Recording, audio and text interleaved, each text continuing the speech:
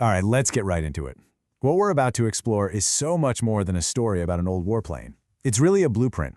It's about one single, almost unbelievable moment of chance in a foggy Alaskan marsh, a moment that didn't just change a battle, but shattered a myth, completely rewrote the rules of air combat, and, you could argue, fundamentally altered the course of the Second World War in the Pacific. It's the incredible story of how unlocking one machine's secrets ended up saving thousands of lives. To really grasp by the discovery we're about to unpack with such a bombshell, you have to sit with this quote for a second. Let that sink in. This wasn't a suggestion. It was an official, humiliating order, born from brutal experience. Because in early 1942, the Mitsubishi A6M-0, well, it wasn't just an airplane. It was a phantom. It was an icon of Japanese military perfection that absolutely terrified every Allied pilot who had to face it. You know, for the first 7 months after Pearl Harbor, the Zero was the undisputed king of the sky. It just sliced through American, British, and Chinese air forces like they weren't even there. And here's the crazy part. It was a fighter that took off from an aircraft carrier, yet it could outclimb and outturn pretty much everything the Allies had, even their land-based planes. On paper, that just shouldn't have been possible. And this number right here tells you everything you need to know about that terror. 12-1. In some of the early dogfights, for every one Zero shot down, 12 Allied planes were lost. Just imagine for a second you're a 20-year-old kid, fresh out of flight school, and your commanding officer tells you that those are the odds you're flying into. You're not just fighting a better plane, you're fighting a legend. And that legend was bleeding the Allies dry at a totally unsustainable rate. But then, on June 4th, 1942, and get this, it's the exact same day as the epic, tide-turning Battle of Midway half a world away, a single random bullet fired from the ground during a raid on Dutch Harbor, Alaska, set off a bizarre chain reaction, a series of events that would, through sheer dumb luck, deliver the Allies their single greatest intelligence prize of the entire air war. So let's walk through how this incredible fluke happened, because it's a cascade of pure chance.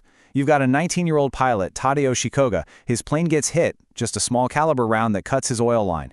He follows protocol and heads for a nearby island, Akutan, which was designated for emergency landings. He looks down and thinks he sees a nice, flat, grassy field. Perfect. But it's not grass, it's a muskeg bog. He makes the fatal mistake of lowering his landing gear. The second the wheels touch, they dig into the soft tundra, and the plane just somersaults, flipping over and killing him instantly. Now his wingman had strict orders: destroy any down Zero so the enemy can't get it. But they couldn't bring themselves to shoot up their friend's plane, so they left. And for over a month, this priceless intelligence jackpot sat there, perfectly preserved in the Alaskan fog, until a U.S. patrol plane flying an unusual route just happens to spot it. A series of tragic coincidences just gift-wrapped the keys to the kingdom and handed them to the U.S. Navy.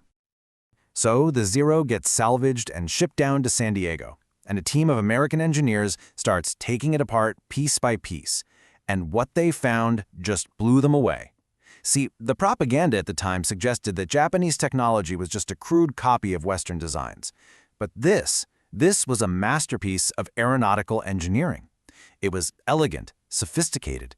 But as they soon discovered, it was a masterpiece built around a central, fatal paradox. And this was it, right? This was the billion-dollar question that had been keeping Allied commanders up at night. How on earth did Japan create a carrier-based fighter that could climb faster, turn tighter, and fly for longer than almost anything the Allies had? Well, the answer wasn't just one thing. It was a whole design philosophy, a radical philosophy that chased pure performance above literally everything else. Okay, let's break this down, because the numbers here lay the secret bare. First, just look at the weight. The Zero is almost 2,000 pounds lighter than its main American rival, the F-4F Wildcat. That's insane. And check this out. The Wildcat actually has a much more powerful engine. So how did the Zero fly circles around it? The answer is that key metric at the bottom, wing loading. Because the Zero was so incredibly light, each square foot of its wing had less weight to lift. Think of it like a ballerina versus a linebacker. The ballerina can leap and turn effortlessly. That's what gave the Zero its almost supernatural agility. It all came down to an obsessive, fanatical focus on shedding every single possible ounce. But as those engineers kept digging, a really chilling picture started to emerge. This extreme lightness wasn't just the result of clever engineering. Oh no. It was the result of a series of very deliberate and very deadly trade-offs.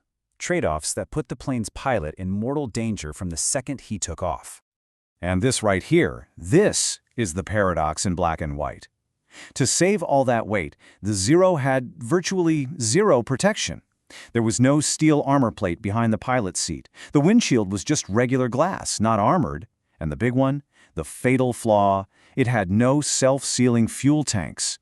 Allied pilots had been seeing Zeros burst into flames after just a few hits, and now they knew exactly why. A single machine gun bullet could rip through the Zero's thin aluminum fuel tank and turn the whole plane into a fireball. For an American pilot in a Wildcat, a hit to his self-sealing rubber tanks usually meant a leak he could manage. For a Japanese pilot, it meant a funeral pyre. I mean, this was an absolute game changer. This intelligence from Koga's crashed plane wasn't just filed away in some dusty report. It was immediately weaponized. It was turned into practical life-saving tactics that were rushed out to every single squadron in the Pacific. It was finally time to kill the myth of the invincible Zero.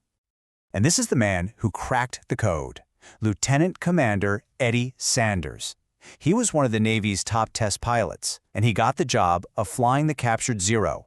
He flew it 24 times, pushing it to its absolute limits. He said the controls were so light it was like trading a pickup truck for a race car. And in doing that, he found the chinks in the Zero's armor.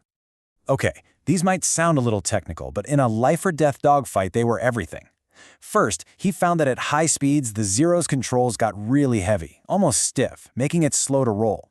Second, weirdly, it could roll to the left way faster than it could roll to the right. But this third discovery?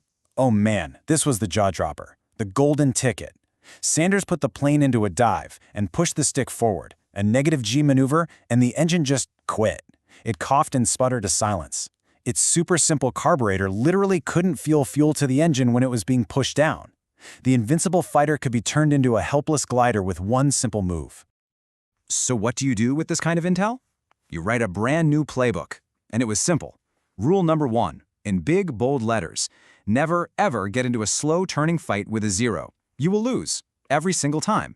Instead, you use your plane's strengths. American fighters were heavy, tough, and could dive like a rock. So, you get above the Zero, you dive down at high speed for one quick attack. That's the boom. And then you use all that speed to climb right back up out of his range. That's the zoom. And the best part? If a Zero gets on your tail, you just shove the stick forward hard. Its engine will choke. Yours won't. And you fly away. It was a get-out-of-jail-free card.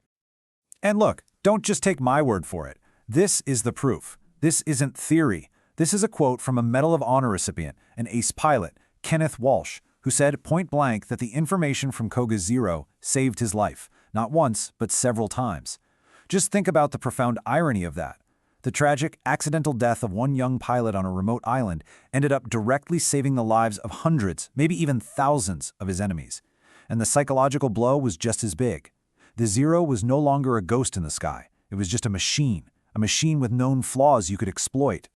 So now let's zoom out for the final piece of this puzzle. Because this one aircraft, it tells a much bigger story. It reveals a fundamental clash between the entire wartime philosophies of Japan and the United States. And this goes way beyond engineering. This gets right to the heart of how each nation saw the war itself, their technology, and even the value they placed on their own people.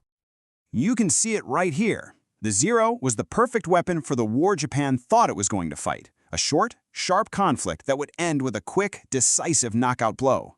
In that kind of war, going all in on offense, range, agility at the cost of protection makes a certain kind of brutal sense. But America was preparing for a completely different kind of fight, a long, grinding war of attrition. Its entire philosophy was built on its massive industrial strength, and most critically, on keeping its pilots alive. An airplane can be replaced in a week. A trained, combat-experienced pilot is priceless. And that, right there, is the profound lesson of this whole story. A Zero pilot, even a brilliant one, was always just one lucky enemy shot away from oblivion. There's no learning curve if you don't survive your first mistake. But an American pilot in his rugged, armored Grumman fighter, he could take a real beating, limp back to base, and be back in the air the next day a little bit smarter, a little bit more experienced. And over the months and years of a long war, that creates an experience gap, a skill gap that eventually became an insurmountable advantage for the Allies. You know, the story of the Akutan Zero is so much more than a cool piece of military history. It's really a powerful, timeless case study in a fundamental trade-off we all face: performance versus protection, speed versus safety, short-term victory versus long-term resilience. The choice Japan made with the Zero was absolutely brilliant for the war they wanted, but it was fatally flawed for the war they got. And that forces us to ask ourselves, right? In the technology we build today, in the companies we work for, in the decisions we make in our own lives, what are the invisible trade-offs we're accepting, and are we really prepared for their long-term consequences?